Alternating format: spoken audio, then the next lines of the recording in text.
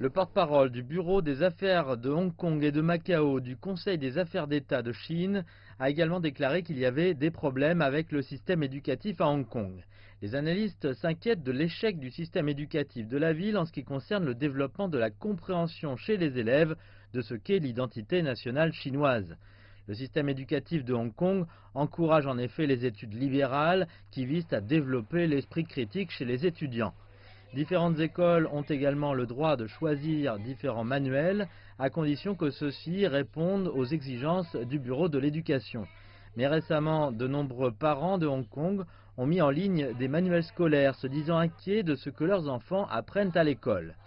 Ce manuel sur la société continentale contient les propres opinions des éditeurs.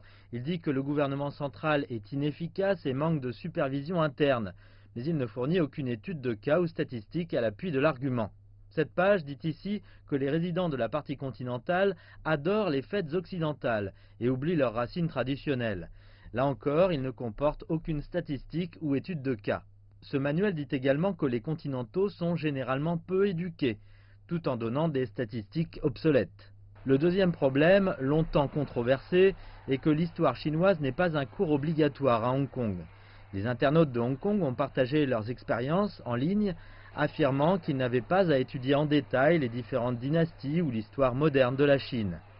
Un commentaire affirme que la guerre nationale de résistance, qui a duré 8 ans contre l'agression japonaise, a été résumée en 76 mots. Juste avant de retourner à la Chine, la réforme de l'éducation à Hong Kong a introduit l'histoire de la Chine, mais en tant que cours facultatif pour les élèves du secondaire. La chef de l'exécutif, Carrie Lam, avait annoncé un changement de programme en 2017, précisant que l'histoire serait obligatoire à partir de 2018.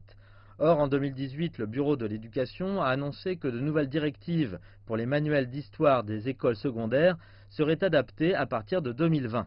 Les nouvelles directives devaient arrêter l'enseignement séparé de l'histoire du continent et de l'histoire de Hong Kong afin d'accroître le sentiment d'appartenance des jeunes. Mais un an après la date limite, un groupe de travail relevant du bureau n'a toujours pas publié d'informations sur le projet.